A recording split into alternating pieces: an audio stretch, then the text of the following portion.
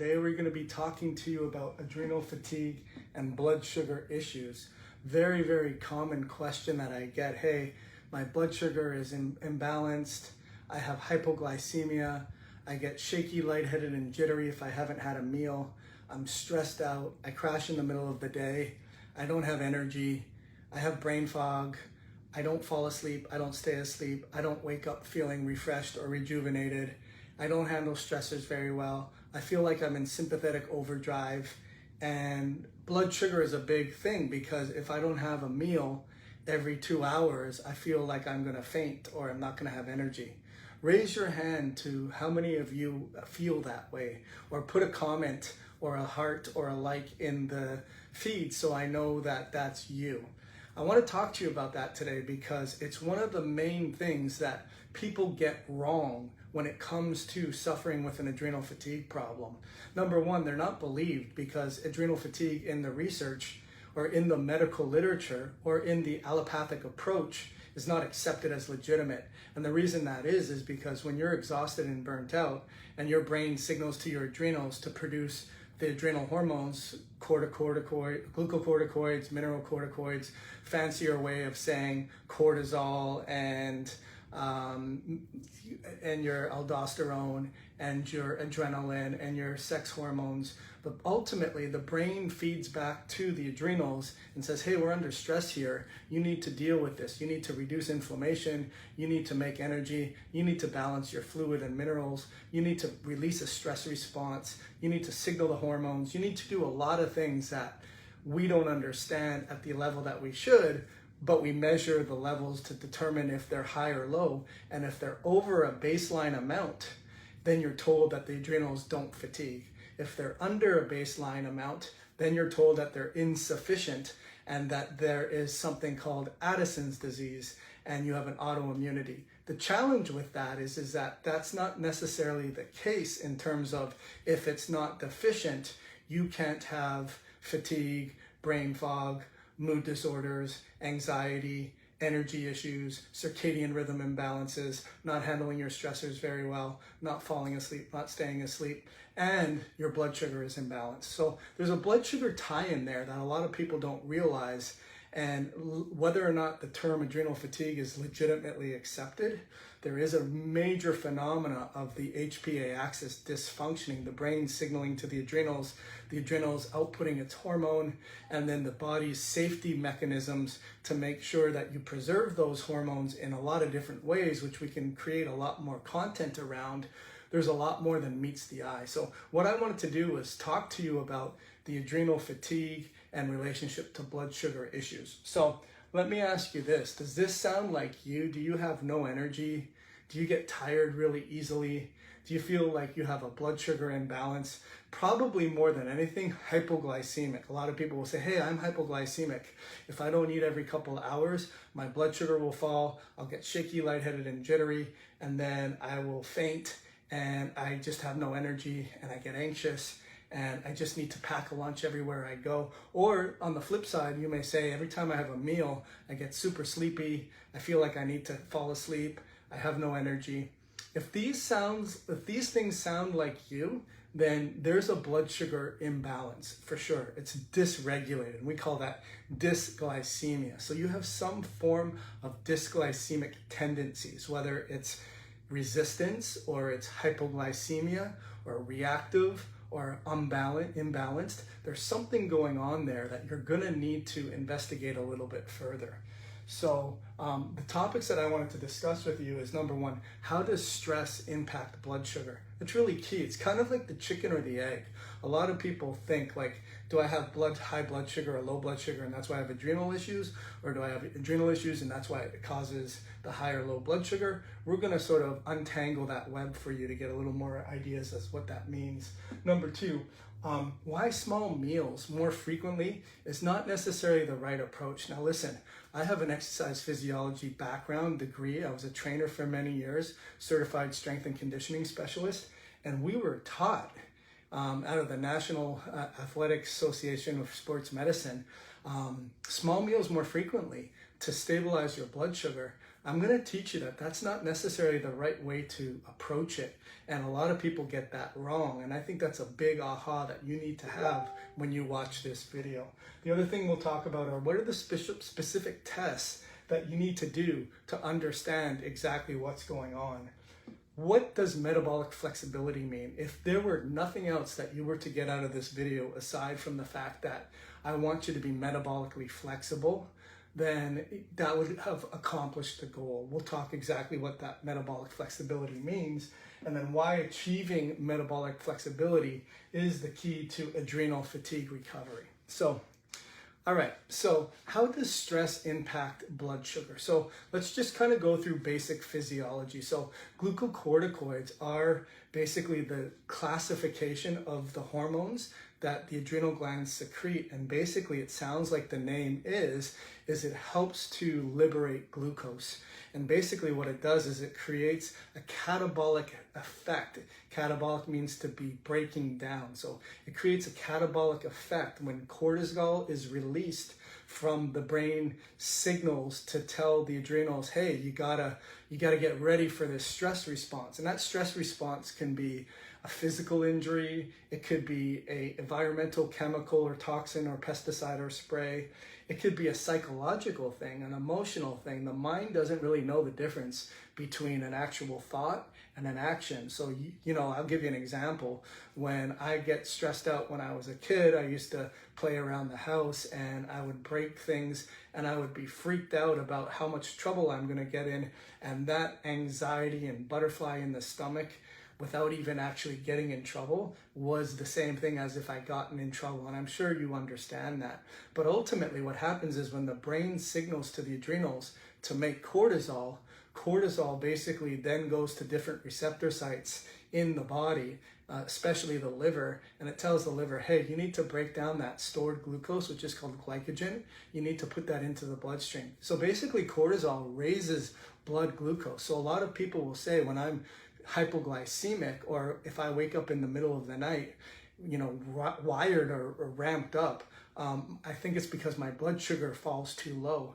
And then I get that adrenaline release because your brain is signaling that safety mechanism. A lot of that is true, but I will say that you want to test and to be able to determine for yourself if that's actually taking place. And that's a real key that I'll tell you is I want you to understand the difference between physiological hunger and psychological craving, because a lot of the times when you think you're hypoglycemic, you're actually hyperglycemic. It's actually a little elevated and you're missing the mark. You're having small meals more frequently. We'll get there, and that's not causing you any help.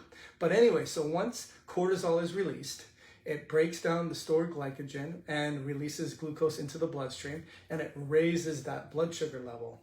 Over time, the pancreas says, okay, we got to get glucose out of the bloodstream, and it signals to the cells to get glucose into the cells.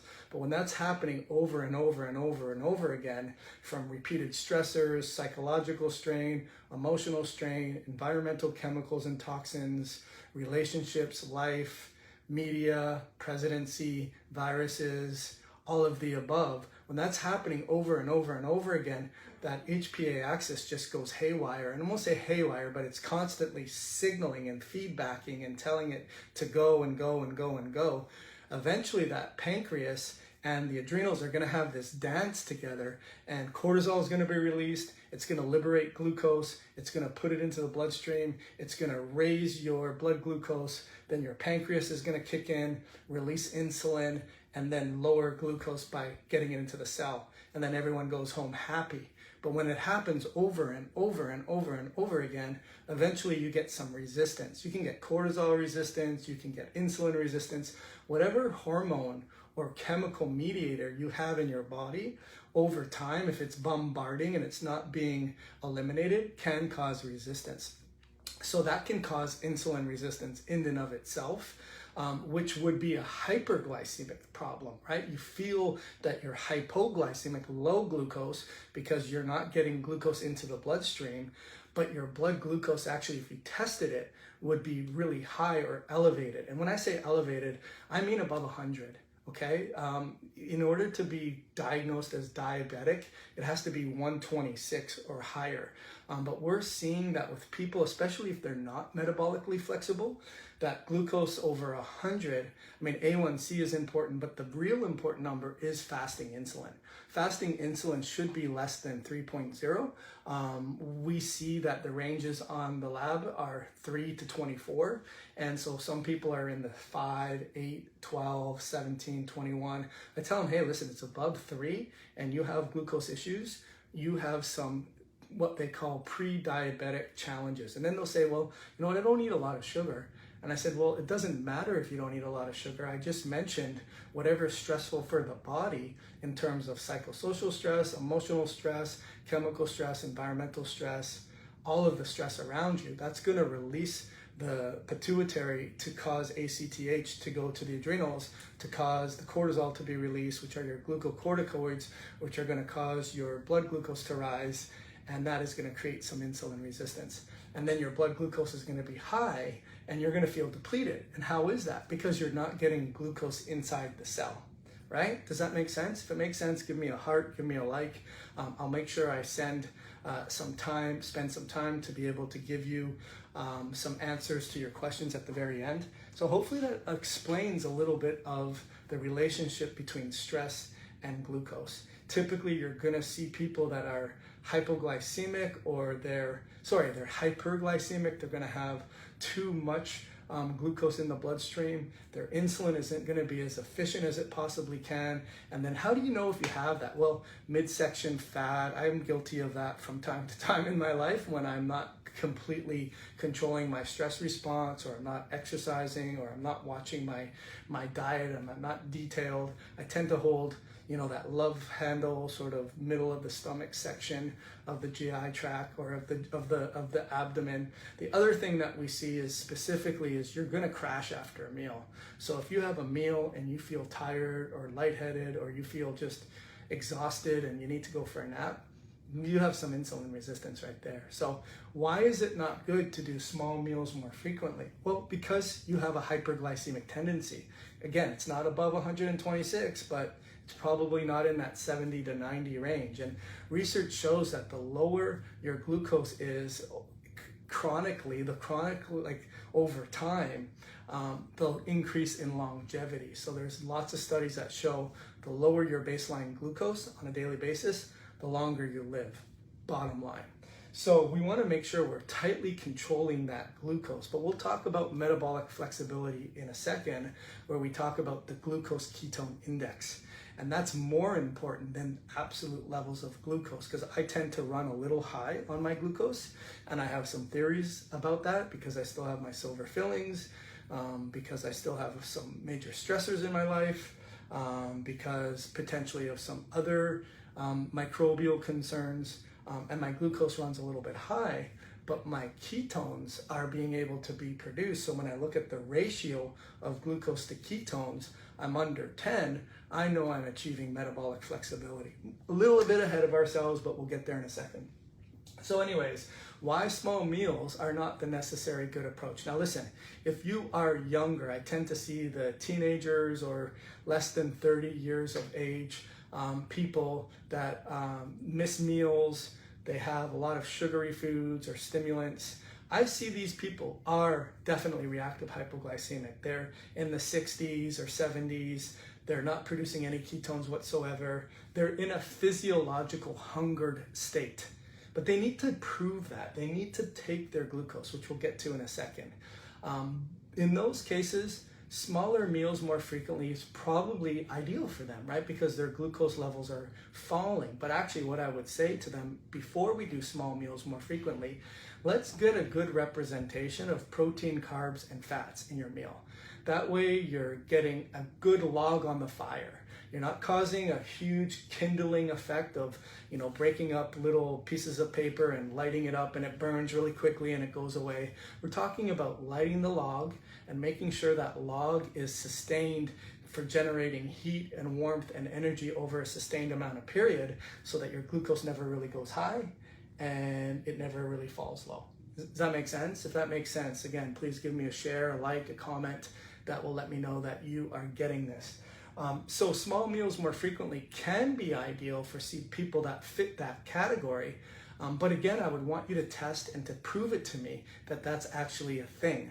I get in a lot of debates, if you will, with people that DM me, and I tell them, have you ever actually taken your glucose levels real time?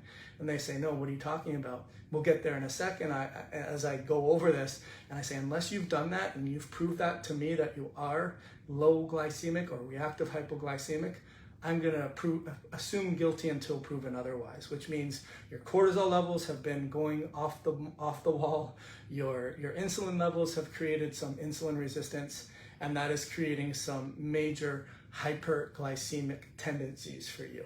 So bottom line is, if you're having small meals more frequently and you haven't proved to me or yourself that you're reactive hypoglycemic, then my guess is and you're feeling shaky, or you're feeling fatigued after a meal, or you're gathering a little bit of midsection adipose tissue, you're insulin resistant, or you're trending to insulin resistance. Small meals more frequently is not good for you.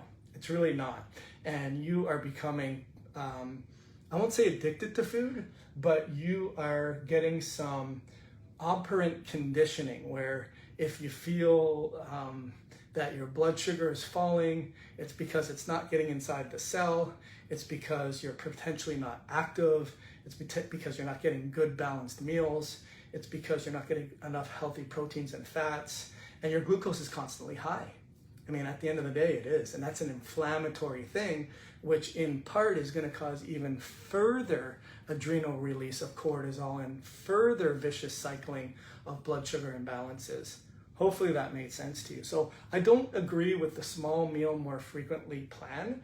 And when we work with our coaching clients, we provide them with the Glucose Ketone Index so that they can start to learn the difference between metabolic flexibility and reactive hypoglycemia, and talking about insulin resistance, or a little bit hyperglycemic or hypoglycemic. What's the difference between being physiologically hungry and psychologically craving? You need to learn that. That's a tool in your toolkit that you need to learn. So that's why I don't agree with the small meals more frequently approach. So what tests do you want to do? Well, I already mentioned you want to make sure you get fasting insulin on there. Really important. You want to see that less than 3.0. You definitely want to get your A1C and your glucose, but a lot of times people are controlled in that A1C. We want to see A1C less than 5.6, less than 5.6. I get a lot of people that I work with that said their doctor's happy when they're at 6.2, and I'm like, that's too high. You have some insulin blood sugar handling issues. I don't even look at the glucose levels because that's a 10 to 12 hour fast. What I really want to see, and this is the older version of the Keto Mojo, but what I really want to see is a glucose monitor. I know you're not diabetic, but you are potentially pre-diabetic, or you're dysglycemic. You're exhausted, you're burnt out, you're fatigued, you can't focus, you can't concentrate, you don't have energy to get through the day, you're not sleeping well, you're in sympathetic overwhelm. Do I know you or do I know you? I know you because I was you, and this is what I did to get myself better. So basically, you take your glucose. I like to do baseline readings. So you take your glucose in the morning and you find out what are you. I like to see that number between 72 and 95-ish. Now for me, I've been slightly above that. I'm sometimes 95, other times I'm in the low hundreds. And to me, it's still a little bit high. But what I want to do is I want to measure my ketones. My ketones are my ability to use fat as a fuel. So it means that I don't have high insulin, because insulin is kryptonite to ketones. So if your insulin is high, which we've already been through, that's going to wipe out your ability to make ketones, number one. Number two, it is also going to mean that you're getting good healthy fats in your food supply. You're getting those essential fatty acids, which are essential. Your body cannot produce them. And you're also having time-restricted eating windows where you're allowing your body to realize, hey, I don't need meals every single day, or every single hour, or every couple hours.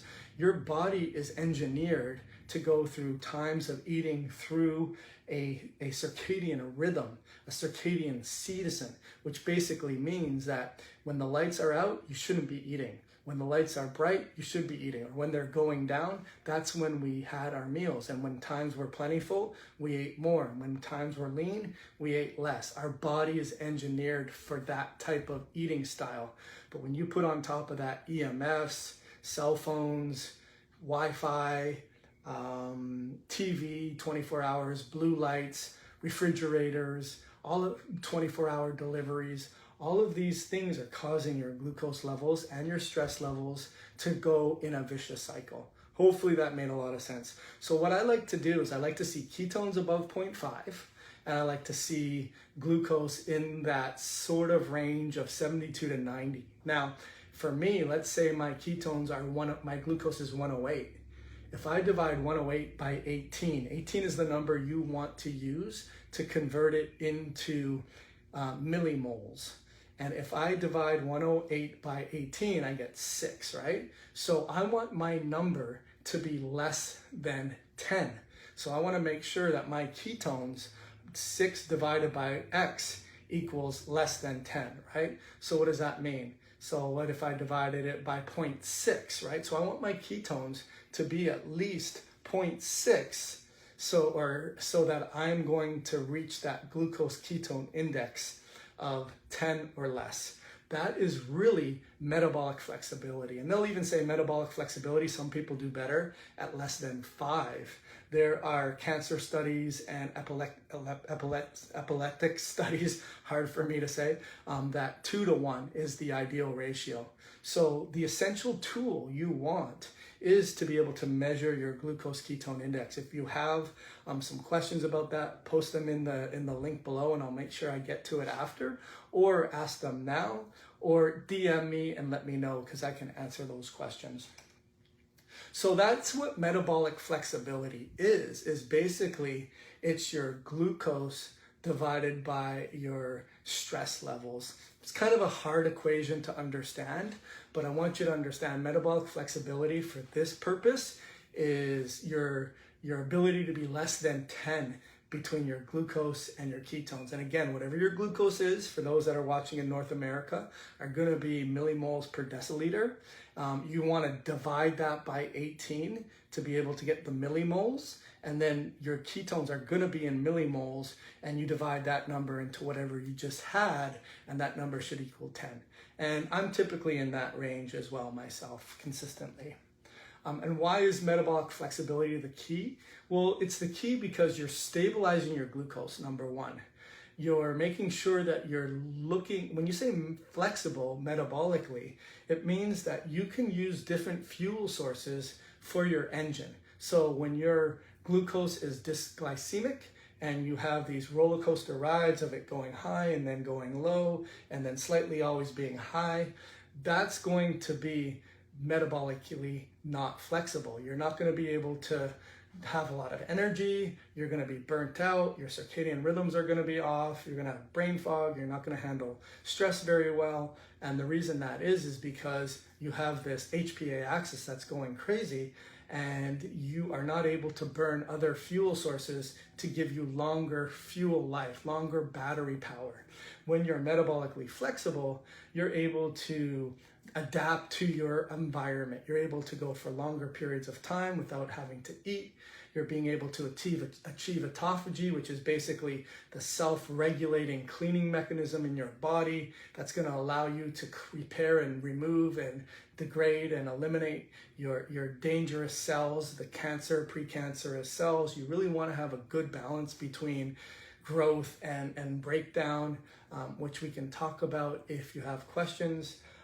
You're also going to have the ability to handle your stressors and adapt better. So I just wanted to create this information for you guys. So basically, what did we talk about? We talked about how stress impacts your blood sugar, why small meals more frequently aren't necessarily the way to go, why the essential testing of your glucose ketone index is key, and to be able to have metabolic flexibility, to be able to recover from adrenals, and that way you're going to have the best outcome that you could possibly have. So if you have any questions, let me know right now. But what I want to do is I want to offer you the ability to do a troubleshooting session. So we do a strategy call, and these are for people that are super serious, people that have been fatigued, exhausted, and burnt out, that aren't getting answers, that know their blood sugar is not balanced, but they're told that everything is normal. They're told that their blood sugar levels are normal, their thyroid levels are normal, there's no such thing as adrenal fatigue,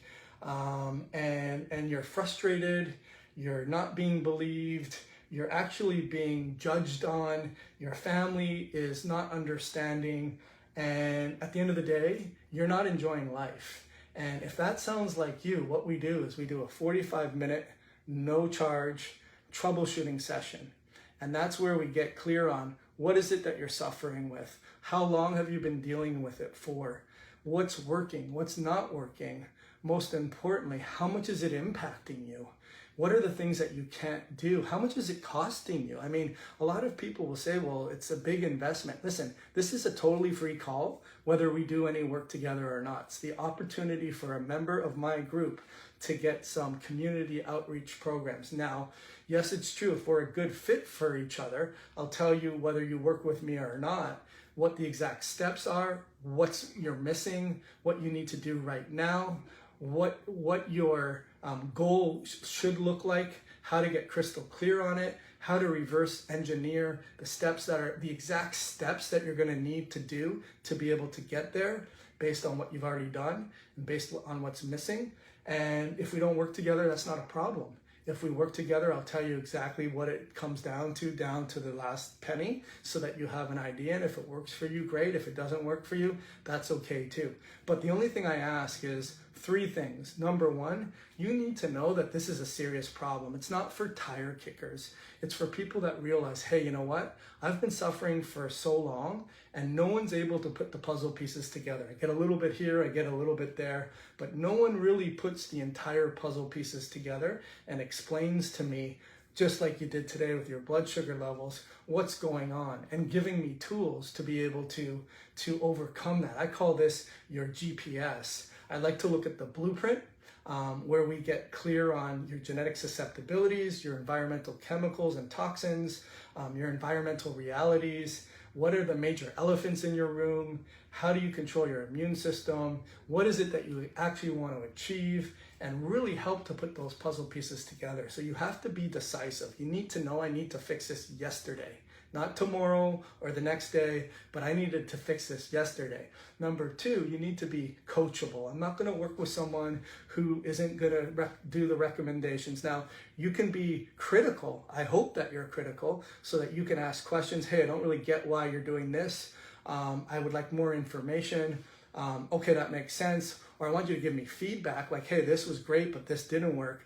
What I don't want is someone who thinks that they know it all, someone who's very educated, but is also willing to learn and do whatever it takes to get better and give me feedback in a coach-player relationship. That's what I look for, a coach-player relationship. I don't look for someone that just wants to pick and choose what we recommend. And on the other flip side, that just blindly follows everything we say without giving me some feedback. So that's number 2. And then number 3 is the ultimate resourcefulness. I mean, listen, I'm not in your state, you're not in my state. COVID's going on, insurance doesn't pay for what we do, but you realize that how much you've cost in terms of your life, your experiences, your out of pocket, just the miserable existence that you've had is nickel and diming you to death, and you're looking for a solution to get better. If those are the things that you are saying, yeah, that's me, then I am willing to give you a no obligation, no charge, 45-minute troubleshooting session with an action step by step, what you need to do to get your health back, whether we work together or not. Then sign up for it. But you need to be decisive, you need to be coachable, and you need to be resourceful. So hopefully that was really helpful for you. I don't see any questions. Make sure you put a comment in the feed if this was helpful for you. Make sure you put a heart or a like or whatever you want to do. Reach out to me and then look for a link underneath the description of this video on how you can sign up for a 45-minute troubleshooting session. Hope you have an awesome day. Take care.